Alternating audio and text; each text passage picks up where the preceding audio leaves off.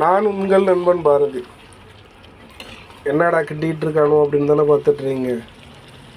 சிங்கப்பூரில் ஞாயிற்றுக்கிழமை லீவுனா சனிக்கிழமை அன்றைக்கி நைட்டு கறி எடுத்து சமைச்சு சாப்பிட்டுட்டு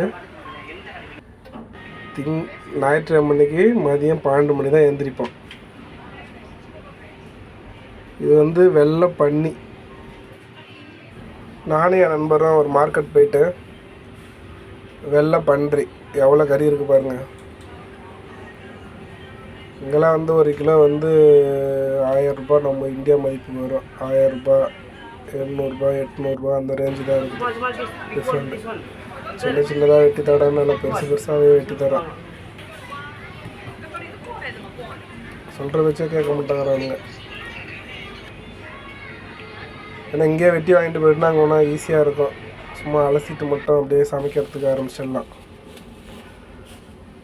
ஏதாவது 1 கிலோ வெள்ளை பன்றி. சிங்கப்பூர்லேயே ஒர்க்கராக நாங்கள் வந்திருக்கோம் அப்படின்னா எங்களுக்கு ஒரு சின்ன சந்தோஷம் என்னென்னா, சண்டே லீவுன்னா இந்த மாதிரி சனிக்கிழமை அன்றைக்கி கறி எடுத்து சமைச்சி சாப்பிட்டு நல்லா சண்டே அடித்து போட்ட மாதிரி ஒரு 12 மணி வரைக்கும் தூங்குவோம். ஏன்னா நாங்களாம் கேண்டீன் சாப்பாடு சாப்பிட்டுட்டு இருக்கோம். அதனால் என்றைக்காவது ஒரு நாள் லீவு அப்படி வருது அப்படின்னா இந்த மாதிரி நாங்கள் கறி எடுத்து தான் சாப்பிட்டுட்டு தூங்குவோம். ஆனால் நைட்டில் கறி சாப்பிடக்கூடாதுன்னு சொல்லுவாங்க. அப்புறம் எங்களுக்கு வேறு வழி இல்லை. அப்புறம் மற்ற நாள் எல்லா நாளுமே எங்களுக்கு வேலை. அதனாலே சாட்டர்டே நைட்டு நாங்கள் எடுத்து சமைச்சோம்.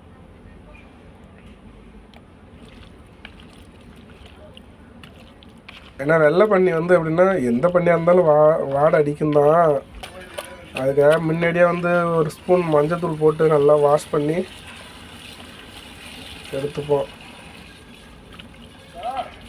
ஏன்னா அந்த பண்ணிலாம் எத்தனை நாள் ஆச்சுன்னு தெரியல. ஐஸில் இருந்த பண்ணி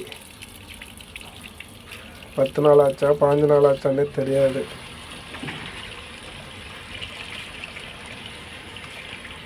மாதக்கணக்கு கூட இருக்கும்னு நினைக்கிறேன். சிங்கப்பூர் வாழ்க்கைலாம் அப்படி தான். எதுவும் நீ ஃப்ரெஷ்ஷாக சாப்பிட முடியாது.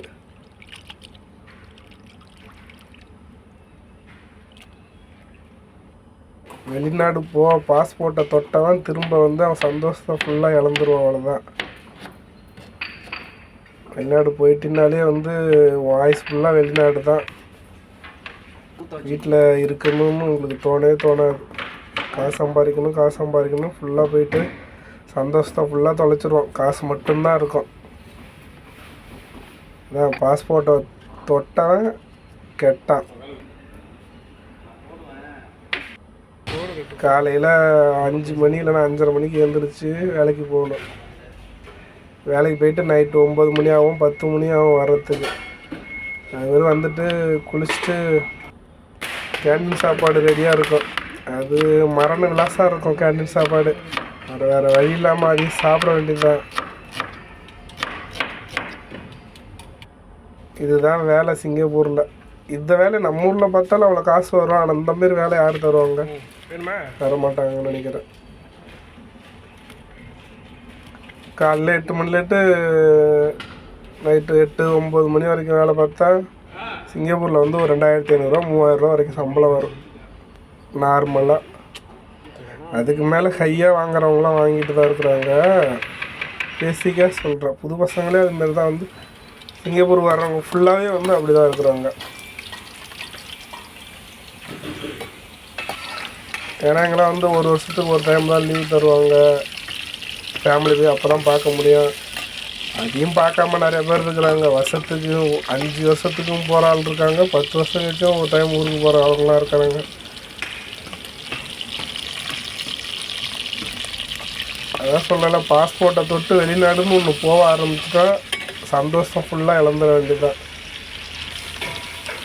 வேறு வழி. சந்தோஷம் எந்த வழியில் வரணும்? இந்த மாதிரி சமைக்கிறது, சாப்பிட்றது, சரக்கடிக்கிறது, இந்த மாதிரி ஒரு என்ஜாய்மெண்ட்டில் தான் போவோம். அதுவும் சாட்டர்டே சண்டே மட்டும்.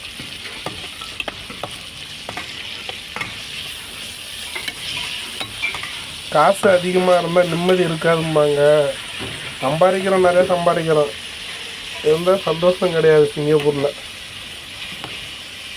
சிங்கப்பூர்னு இல்லை, எல்லா கண்ட்ரிக்கும் போனாலும் ஏன்னா சந்தோஷம்னா ஃபேமிலியோடு இருந்தால் தானே சந்தோஷம். ஃபேமிலியை விட்டு பிரிஞ்சு வந்தால் என்ன சந்தோஷம். அதனால் எல்லாருமே வந்து கல்யாணத்துக்கு முன்னாடி ஃபாரினில் இருக்கிறவங்க இருந்துவீங்க. அதுக்கு பிறகுலாம் வந்து ஃபாரின் அதிகமாக லைக் பண்ணாதீங்க. முடிஞ்ச அளவு வந்து ஊரில் இருக்க ட்ரை பண்ணுங்க. அங்கேயே வந்து நம்ம ஒரு நாளைக்கு 500 சம்பாதிச்சாலே அது போதுமானது தான். மாதம் 15,000 20,000 வந்தாலே போதும். இதெல்லாம் கஷ்டம், அதிக கஷ்டம் அதெல்லாம். ஆனால் இருந்தாலும் வந்து ஒரு சகிப்புத்தன்மையோடு தான் வந்து இங்கே பண்ணுவோம். காசு வருது அப்படின்ட்டு போயிட்டுருக்கோம். அவ்வளோதான், ஃபேமிலியெல்லாம் விட்டுட்டு.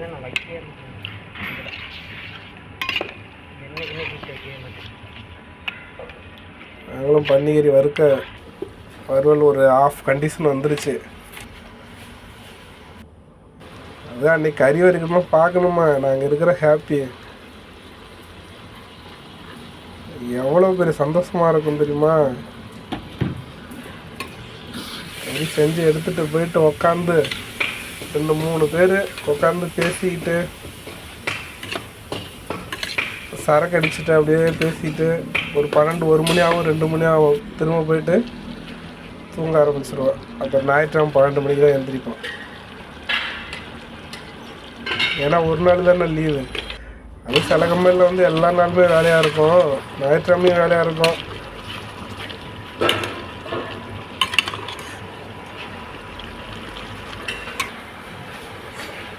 கறி வறுக்கும் போதே வாசம், செம்ம வாசம். எப்போலாம் சாப்பிட்றது அப்படிங்கிற கறி வறுவல் ரெடி ஆகிவிட்டது. சாப்பிடலாமா? ஆயிடுச்சு. போலாமே. போயிட்டு குளிச்சுட்டு சாப்பிட வேண்டியதான். மணி 10:30 ஆகிவிட்டது. பார்ட்டிக்கு உட்காந்தாச்சு. மணி 10:30 10:45.